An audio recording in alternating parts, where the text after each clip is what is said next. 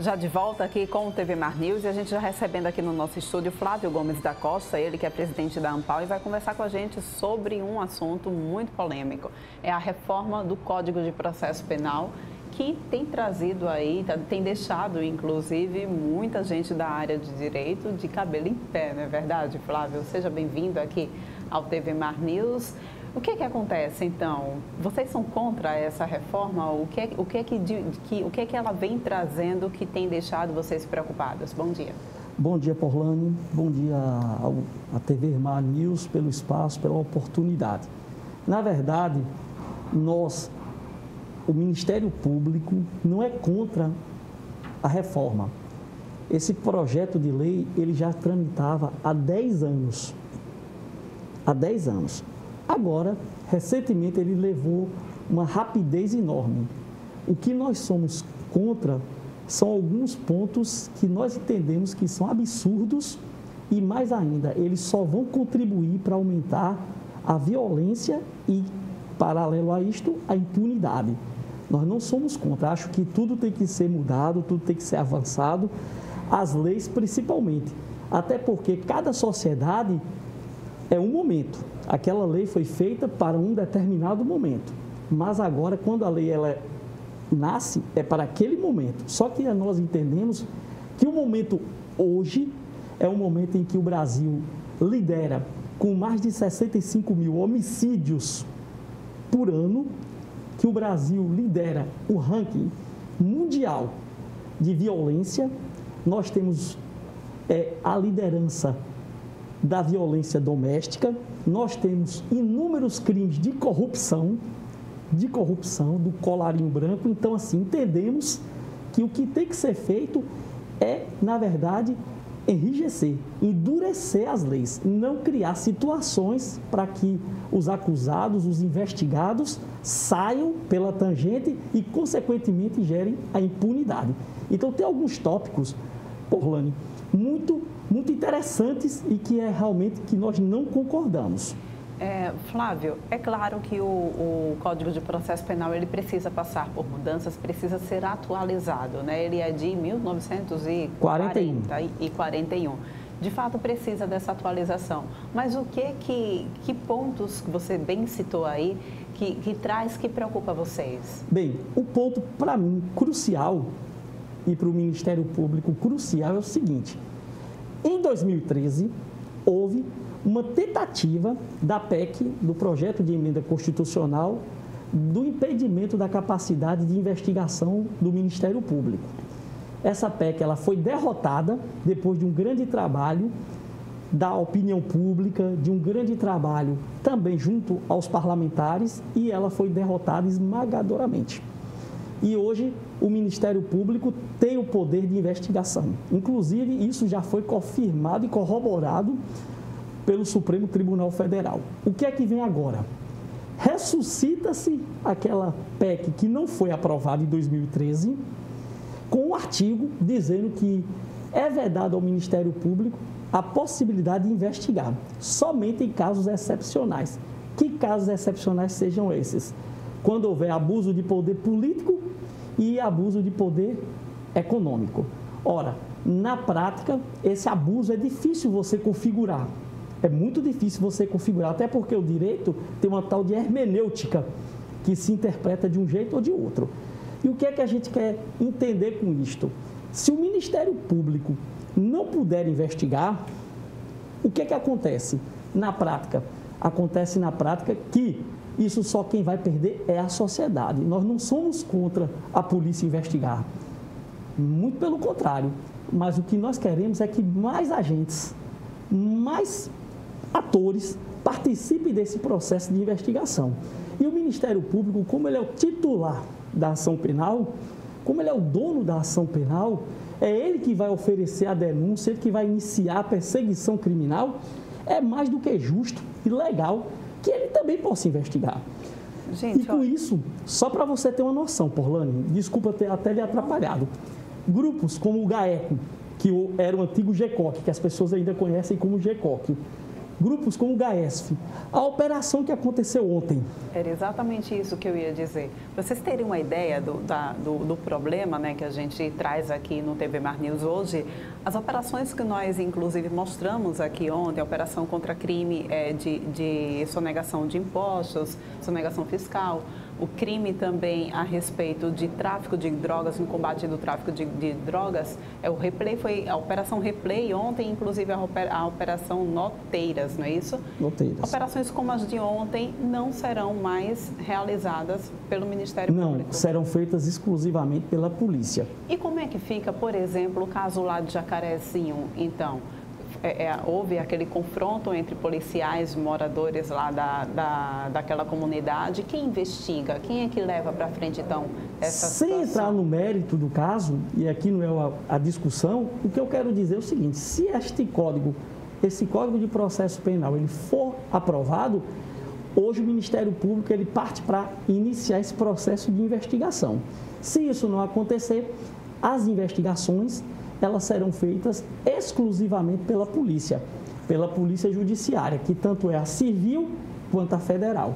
O que é que a gente quer dizer com isto? Se não tem mais atores participando do processo, se são impedidos de participarem do processo, nós vamos ver que o poder de investigar ele vai ser reduzido. E se o poder de investigar se torna reduzido, quem é que vai perder, Porlane? Quem vai perder é a sociedade. Porque quanto mais atores participarem deste processo, quanto mais atores estarem juntos nesse processo, porque Ministério Público, polícia, ninguém é inimigo de ninguém. Ao contrário, nós somos todos, cada um dentro dos seus limites, mas principalmente cada um lutando para se fazer, no final das contas, a justiça. A gente tem aqui também uma outra, o debate em torno dessa questão do poder investigatório do Ministério Público e também sobre o rito do Tribunal do Júri. O que é que traz isso para a gente? Este aí, o rito do Tribunal do Júri, este foi, assim, de certa forma, uma das mexidas no artigo que mais contribuiu de forma ruim para, ou melhor dizer, de forma positiva para aumentar a impunidade. Só para que você possa ter noção e o seu espectador possa ter noção, os fatos produzidos dentro do inquérito policial, eles não podem ser usados no júri.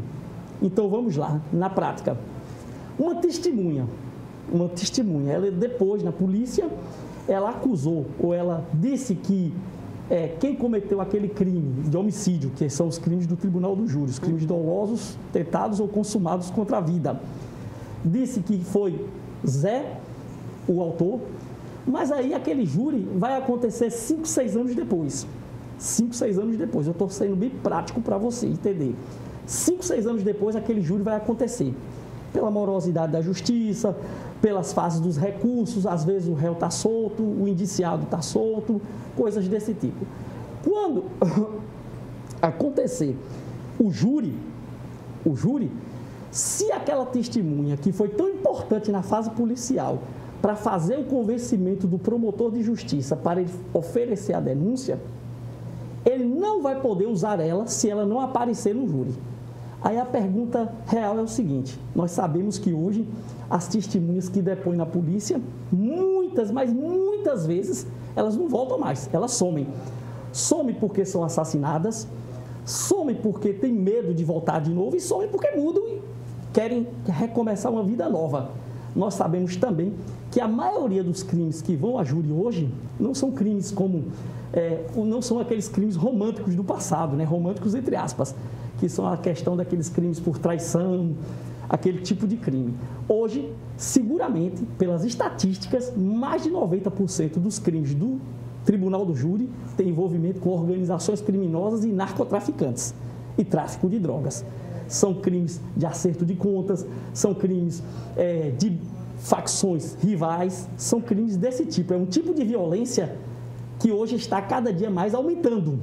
Cada dia mais aumentando. Tanto assim que nós estamos aí com mais de 65 mil homicídios por ano. Aí você imagine o seguinte: aquela testemunha, aquela pessoa que depois na polícia, depois de um certo período, dificilmente você vai poder contar com ela dentro do júri. E o acusado, sabendo que não vai contar com ela no júri, com certeza absoluta, ele vai influenciar e vai exercer uma pressão para que ela suma, para que ela morra, para que aconteça qualquer coisa, até porque se o depoimento dela for extremamente irrelevante, então, no final das contas, nós não podemos nem citar esse depoimento, se essa mulher, se essa testemunha, se esse rapaz não comparecer no júri. Então, como é que se faz um júri? Eu falo isso pela experiência de ter feito vários júris, inclusive júris de repercussão no Estado. Como é que você vai fazer um júri sem uma prova que foi colhida na fase policial, porque essa prova, ela some, ela desaparece por vários motivos? Como é que você vai fazer um poder de convencimento se você não pode nem citar? Se você não pode nem citar. O que isso está se preparando? Nós estamos falando aqui de um direito real. Nós estamos falando de uma sociedade que, infelizmente, tem medo. Tem medo. O jurado tem medo. O acusado, não. Mas a testemunha tem medo. Então, como é que nós vamos fazer essa sustentação para levá-lo à condenação? Isso vai gerar o quê? Impunidade. E tem outra coisa interessante no Tribunal do Júri, mas muito interessante agora. Nós temos um modelo que eu acho interessantíssimo, que chama-se justiça restaurativa, que é a possibilidade do acordo financeiro entre o acusado e a vítima, ou no caso do júri, a família da vítima. Só que esse Código de Processo Penal, esse novo código, esse formato que está sendo produzido, ele vai colocar essa possibilidade de justiça restaurativa deste acordo financeiro dentro do Tribunal do Júri. Quer dizer, e a vida tem valor? E a vida pode ser negociada? Ora, claro que o rapaz, a pessoa pobre, e a maioria das pessoas que cometem esses crimes são pobres, da forma da lei mesmo, elas estão fora de fazer essa justiça restaurativa. Mas se você imaginar de um milionário, uma pessoa que cometer esse crime, ele pode fazer uma proposta à família desesperada e pode conseguir. Pode conseguir, porque está na lei. Ele tem o direito de fazer essa proposta de acordo, esse tipo de acordo pela vida. Então, o que a gente vai fazer? Vamos voltar àquela história lá atrás, das décadas de 20, 30, em que as pessoas faziam acordos financeiros para evitar processos e tudo mais. Então, assim, a justiça restaurativa, que é essa possibilidade, ela cabe em qualquer lugar. Ela pode caber no crime de furto, porque é um objeto, ela pode caber num crime de desfalque patrimonial, porque foi dinheiro, mas dentro de um processo do Tribunal do Júri, em que você está julgando a vida, ela não pode caber, ela não pode ser feita, porque se assim o fizer, ela vai contribuir muito para a impunidade. E aí agora a impunidade não é do pobre não, é do rico, é do poderoso. Nós vamos ter algumas situações nesse novo Código de Processo Penal que o júri agora só poderá haver a condenação se houver a maioria. Quer dizer, nós temos 7 jurados. E como é hoje? Hoje, se 4 jurados disserem que a Porlane é culpada, o júri acaba. Acabou a votação. Não se quer saber os outros 3 jurados que disseram. O juiz rejeita aqueles 3 votos e já botou 4, é maioria. Tanto é que ele fala por maioria. Hoje, como é que esse novo código vai processar isso? Tem que ter, a maioria não, tem que ter unanimidade. Então, se um jurado votar contrário, disser que não aceita aquela tese, o que é que vai acontecer? Vai ser absolvido. E isso vai expor os outros 6. Isso vai expor os outros 6 jurados. E a exposição do júri, o júri nasceu na Constituição Federal, é algo soberano. Isso vai ser exposto no júri. Então, assim, fazemos um crime de repercussão, fazemos um crime que muitas vezes tem uma dificuldade, e aí, no final das contas, a gente precisa ter 7 jurados que digam que é sim, sim, sim, que é culpado, que é culpado, que é culpado. Como é que está a situação desse projeto de lei atualmente? Ele está para ser discutido, ele está na comissão especial do Senado hoje, né? Nesses próximos 3 dias ele vai ser discutido lá com os senadores, vai ser votado por um grupo de 20 senadores aproximadamente. Agora, o que a gente fica mais preocupado é que nós estamos vivendo um momento de pandemia. Ninguém está sabendo o que vem esse Código de Processo Penal. E eu não falei para você tudo. São 48 pontos. São 48 pontos. Eu só estou aqui colocando para você a ponta do iceberg. E o que é que vai acontecer na prática? Nem a sociedade está sabendo. Às vezes, nem operadores de direito estão sabendo. É uma situação de fato crítica, né? E a gente tem aí, como você bem disse, a gente está em meio a uma pandemia, a gente está em meio também, lá em Brasília, a situação de uma CPI e um processo, uma lei dessa sendo votada também, já sendo apreciada também. É um turbilhão de informações que a gente tem passado aqui. E a gente só espera, Flávio, que essa situação seja resolvida da melhor forma, que a sociedade fique a paz, esteja a par do que de fato está acontecendo e cobre, é claro, de quem está lá nos representando, tá bom? Eu te agradeço muito a tua participação aqui no TV Mar News e a gente volta a se encontrar em outra oportunidade, tá? Claro, eu agradeço, né? Eu apenas queria deixar um recado, não é recado, é uma fala para seu público, o seu público, né? Que pesquise na internet, hoje é a coisa mais fácil do mundo, entra no Google, pesquisa. E quando você tiver a sua convicção formada do que eu estou falando, do que eu estou dizendo que é verdade absoluta, envie um e-mail para o seu parlamentar, para o deputado que você votou, para o senador, e peça a ele, e diga a ele: deputado, senador, esse novo Código de Processo Penal é um retrocesso à justiça e ele só vai fazer uma coisa: aumentar a impunidade.